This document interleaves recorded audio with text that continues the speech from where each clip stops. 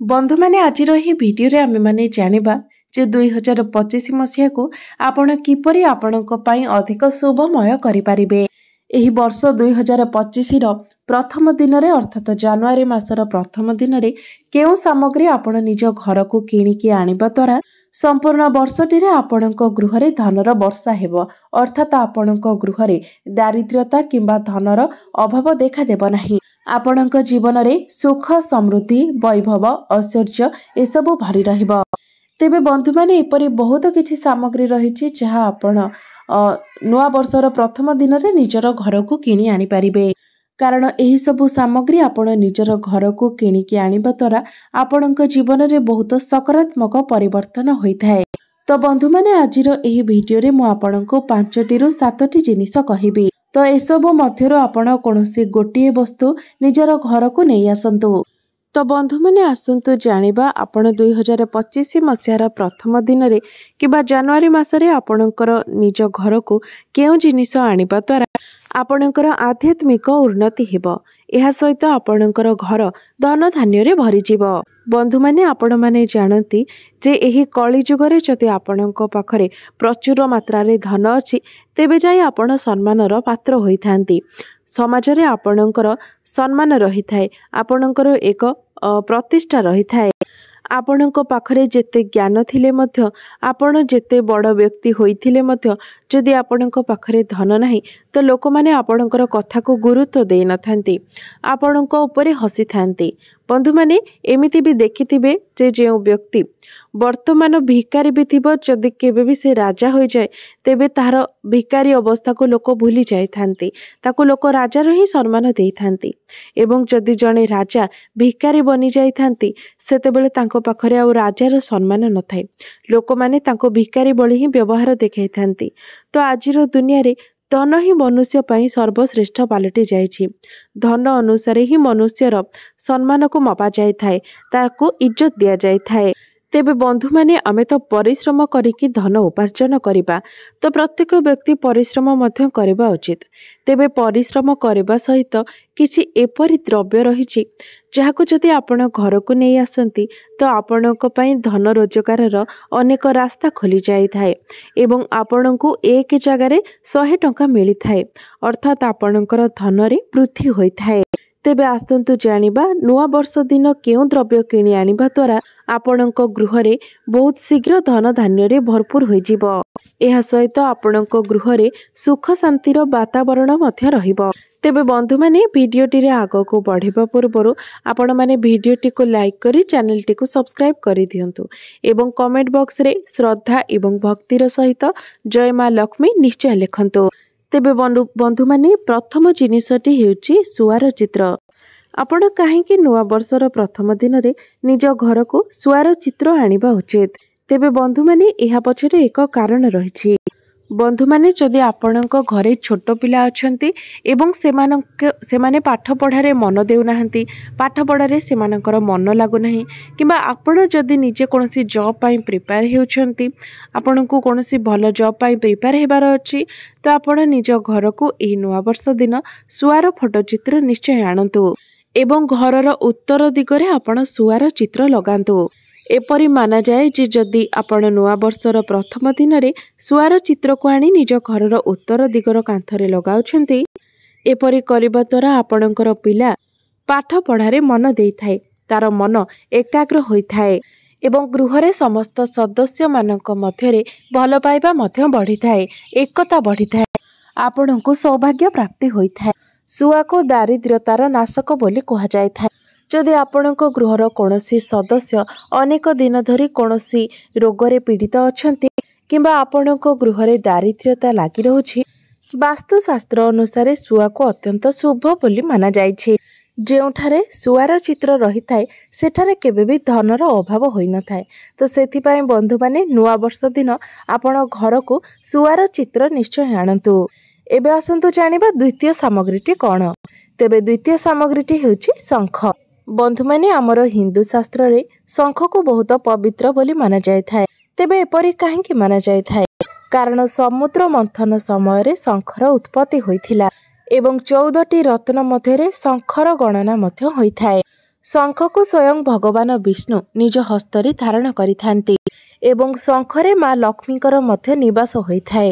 ଯେଉଁ ଘରେ ପ୍ରତିଦିନ ଶଙ୍ଖ ଧ୍ୱନି କରାଯାଇଥାଏ ସେହି ଘରେ ସର୍ବଦା ବାତାବରଣ ପବିତ୍ର ଏବଂ ଶୁଦ୍ଧ ରହିଥାଏ।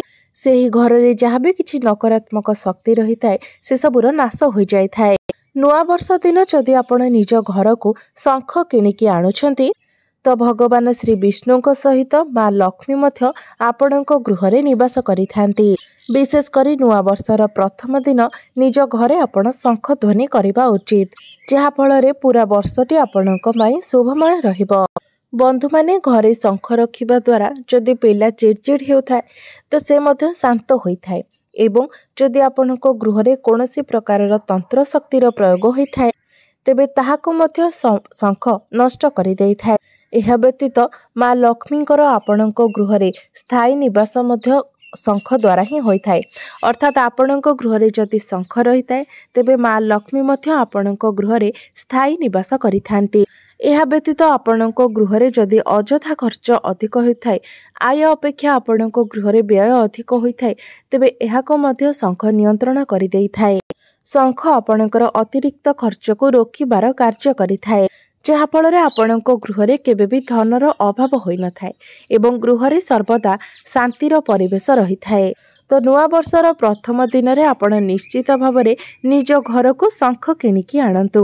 ନିଶ୍ଚିତ ଭାବରେ ଆପଣଙ୍କୁ ଏହା ଅନେକ ପ୍ରକାରର ଲାଭ ପ୍ରଦାନ କରିବ। ତେବେ ତୃତୀୟ ସାମଗ୍ରୀଟି ହେଉଛି ଭଗବାନ ଶ୍ରୀ ଗଣେଶଙ୍କର ମୂର୍ତ୍ତି। ଆପଣ ବର୍ଷ ସାରା ନିଜ ଗୃହରେ ସୁଖ ସମୃଦ୍ଧିର ବୃଦ୍ଧି କରିବା ପାଇଁ ନୂଆ ବର୍ଷର ପ୍ରଥମ ଦିନରେ ଆପଣ ଶ୍ରୀ ଗଣେଶଙ୍କର ମୂର୍ତ୍ତି ନିଶ୍ଚିତ ଭାବରେ କିଣିକି ଆଣନ୍ତୁ, କାରଣ ଏହି ବର୍ଷଟି ନୂତନ ବର୍ଷ ବୁଧବାରରୁ ହିଁ ଆରମ୍ଭ ହେଉଛି, ଯାହାଫଳରେ ସମ୍ପୂର୍ଣ୍ଣ ବର୍ଷଟି ଉପରେ ଶ୍ରୀ ଗଣେଶଙ୍କର ପ୍ରଭାବ ରହିବ। ସେଥିପାଇଁ ଯଦି ଆପଣ ଶୁଭ ଲାଭ ରିଦ୍ଧି ସିଦ୍ଧି ପ୍ରାପ୍ତ କରିବା ପାଇଁ ଚାହୁଁଛନ୍ତି ତେବେ ଆପଣ ଏହି ନୂଆ ବର୍ଷର ପ୍ରଥମ ଦିନ ନିଜ ଘରକୁ ଶ୍ରୀ ଗଣେଶଙ୍କର ମୂର୍ତ୍ତି ନିଶ୍ଚିତ ଆଣନ୍ତୁ, କାରଣ ଶ୍ରୀ ଗଣେଶ ଅଗ୍ରପୂଜ୍ୟ ଅଟନ୍ତି। ଯେଉଁ ଗୃହରେ ନୂଆବର୍ଷର ପ୍ରଥମ ଦିନ ଶ୍ରୀ ଗଣେଶଙ୍କର ପ୍ରତିମା ଅଣାଯାଇଥାଏ ସେହି ଗୃହରେ କେବେ ବି ସୁଖ ସମୃଦ୍ଧି ଅଭାବ ହୋଇନଥାଏ।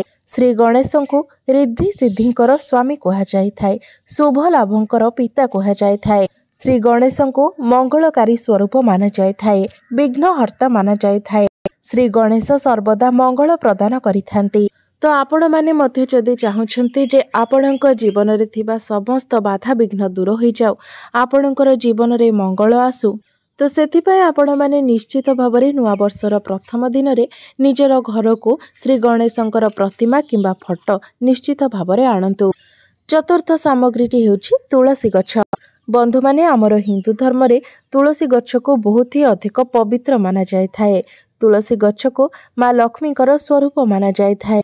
ସେଥିପାଇଁ ପ୍ରତ୍ୟେକ ଦିନ ନିୟମିତ ଭାବରେ ମା ତୁଳସୀଙ୍କର ପୂଜା କରିବା ଦ୍ୱାରା ଆପଣଙ୍କୁ ଶ୍ରୀ ବିଷ୍ଣୁଙ୍କ ସହିତ ମା ଲକ୍ଷ୍ମୀଙ୍କର ଆଶୀର୍ବାଦ ମଧ୍ୟ ପ୍ରାପ୍ତି ହୋଇଥାଏ। ସେଥିପାଇଁ ନୂଆବର୍ଷର ପ୍ରଥମ ଦିନରେ ଆପଣ ନିଜ ଗୃହରେ ତୁଳସୀ ଗଛ ନିଶ୍ଚୟ ଭାବରେ ଲଗାନ୍ତୁ, ଯାହାଫଳରେ ବର୍ଷ ସାରା ଆପଣଙ୍କ ଗୃହରେ ସୁଖ ସମୃଦ୍ଧି ଲାଗି ରହିବ। ଆପଣଙ୍କ ଗୃହରେ ଧନ ଧାନ୍ୟରେ ବୃଦ୍ଧି ହେବ। ବନ୍ଧୁମାନେ, ମା ଲକ୍ଷ୍ମୀଙ୍କୁ ଆମେ ଧନର ଦେବୀ ଭାବରେ ଜାଣିଥାଉ, ମାତ୍ର ଧନ ଦେବାର ଅଧିକାର ଶ୍ରୀ ବିଷ୍ଣୁଙ୍କ ନିକଟରେ ରହିଥାଏ ଏବଂ କାହାକୁ କେତେ ମାତ୍ରାରେ ଧନ ଦିଆଯିବ ତାହା ଶ୍ରୀ ବିଷ୍ଣୁ ହିଁ ନିର୍ଦ୍ଧାରିତ କରିଥାନ୍ତି। ସେଥିପାଇଁ ଯେଉଁ ବ୍ୟକ୍ତି ନିୟମିତ ଭାବରେ ପ୍ରତ୍ୟେକ ଦିନ ମା ତୁଳସୀଙ୍କର ପୂଜାର୍ଚ୍ଚନା କରିଥାନ୍ତି ତାଙ୍କୁ ଶ୍ରୀ ବିଷ୍ଣୁଙ୍କର ବିଶେଷ କୃପା ପ୍ରାପ୍ତି ହୋଇଥାଏ। ଯେଉଁ ବ୍ୟକ୍ତିମାନଙ୍କର ଆଧ୍ୟାତ୍ମିକ ଉନ୍ନତି ହୋଇପାରୁନାହିଁ, ଯେଉଁ ବ୍ୟକ୍ତିମାନେ ଆଗକୁ ବଢ଼ି ପାରୁନାହାନ୍ତି ଏବଂ ଆପଣମାନେ ଯଦି ଚାହୁଁଛନ୍ତି ଯେ ନୂତନ ବର୍ଷଟି ଆପଣଙ୍କର ବହୁତ ଭଲରେ କଟୁ, ନୂଆ ବର୍ଷଟି ଆପଣଙ୍କ ପାଇଁ ଶୁଭମୟ ହେଉ, ତ ନୂଆ ବର୍ଷ ଦିନ ଆପଣ କୌଣସି ମନ୍ଦିର ନିକଟକୁ ଯାଆନ୍ତୁ ଏବଂ ସେଠାରେ ଆପଣ ଗୋଟିଏ କିମ୍ବା ଦୁଇଟି ତୁଳସୀ ଗଛ ନିଶ୍ଚିତ ଭାବରେ ଲଗାନ୍ତୁ ଏବଂ ଆପଣ ନିଜର ଘରେ ମଧ୍ୟ ଗୋଟିଏ କିମ୍ବା ଦୁଇଟି ତୁଳସୀ ଗଛ ନିଶ୍ଚୟ ଲଗାନ୍ତୁ। ଆପଣ ଚାହିଁଲେ ଏହି ନୂତନ ବର୍ଷ ଦିନ ଅନ୍ୟ ବୃକ୍ଷ ମଧ୍ୟ ଲଗାଇ ପାରିବେ, କାରଣ ବୃକ୍ଷରୋପଣ ମହତ୍ କାର୍ଯ୍ୟ ହୋଇଥାଏ। ତୁଳସୀ ଗଛ ଯେତିକି ଭଲରେ ବଢ଼ିବ ଏବଂ ଯେତେ ଝଙ୍କାଳିଆ ହେବ, ଆପଣଙ୍କ ଗୃହରେ ସୁଖ ସମୃଦ୍ଧି ଏବଂ ଧନଧାନ୍ୟ ମଧ୍ୟ ସେହି ମାତ୍ରାରେ ବଢ଼ିବାକୁ ଲାଗିବ। ସେଥିପାଇଁ ନିଶ୍ଚିତ ଭାବରେ ନୂଆବର୍ଷର ପ୍ରଥମ ଦିନରେ ଆପଣ ତୁଳସୀ ଗଛ ଏବଂ ଅନ୍ୟାନ୍ୟ ବୃକ୍ଷ ମଧ୍ୟ ରୋପଣ କରନ୍ତୁ। ପଞ୍ଚମ ସାମଗ୍ରୀଟି ହେଉଛି ମୟୂର ପୁଚ୍ଛ। ଏହି ମୟୂର ପୁଚ୍ଛଟି ଭଗବାନ ଶ୍ରୀକୃଷ୍ଣଙ୍କର ଅତ୍ୟନ୍ତ ପ୍ରିୟ ବସ୍ତୁ ଅଟେ। ଶ୍ରୀକୃଷ୍ଣ ସର୍ବଦା ନିଜର ମସ୍ତକରେ ମୟୂର ପଙ୍ଖକୁ ଧାରଣ କରିଥାନ୍ତି। ଶ୍ରୀକୃଷ୍ଣଙ୍କର ମକୁଟରେ ସବୁବେଳେ ମୟୂର ପଙ୍ଖ ରହିଥାଏ ଏବଂ ମୟୂର ପଙ୍ଖ ଦ୍ୱାରା ମା ଲକ୍ଷ୍ମୀ ମଧ୍ୟ ଆକର୍ଷିତ ହୋଇଥାନ୍ତି।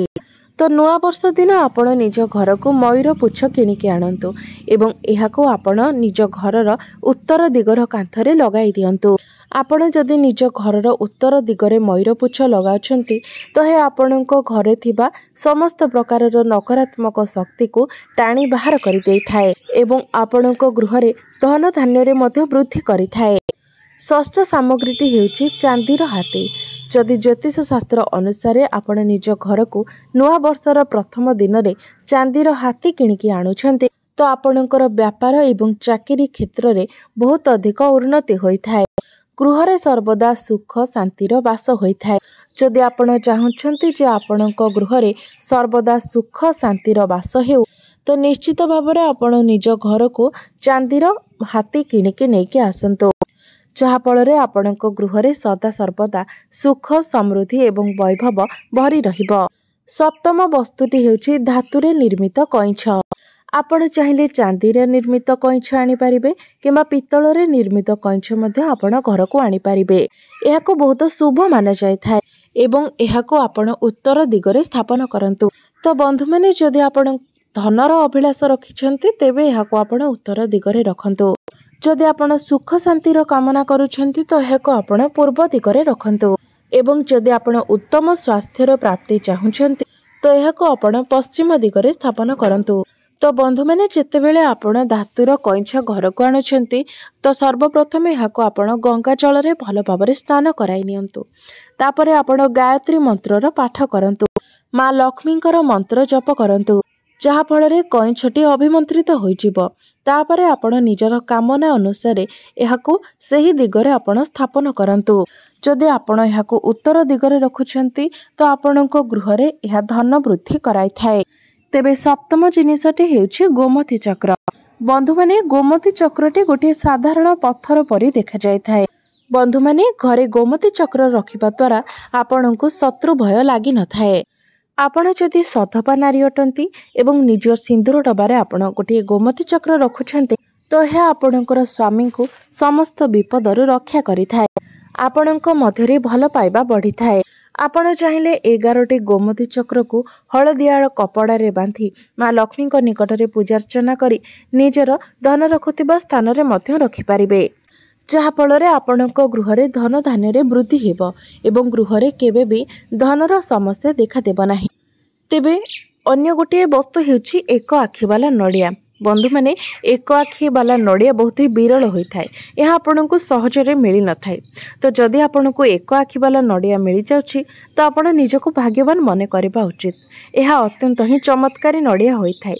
ଯଦି ଆପଣ ନୂଆ ବର୍ଷ ଦିନ ଆପଣଙ୍କୁ ଏକ ଆଖି ବାଲା ନଡ଼ିଆ ମିଳିଯାଉଛି ଏବଂ ଏହାକୁ ଆପଣ ଘରେ ଆଣି ଈଶ୍ୱରଙ୍କ ନିକଟରେ ପୂଜାର୍ଚ୍ଚନା କରି ତାକୁ ନିଜର ଆଲମାରିରେ ରଖୁଛନ୍ତି ତେବେ ଏହା ଆପଣଙ୍କର ଧନ ଧାନ୍ୟକୁ 100 ଗୁଣରେ ବୃଦ୍ଧି କରାଇଥାଏ।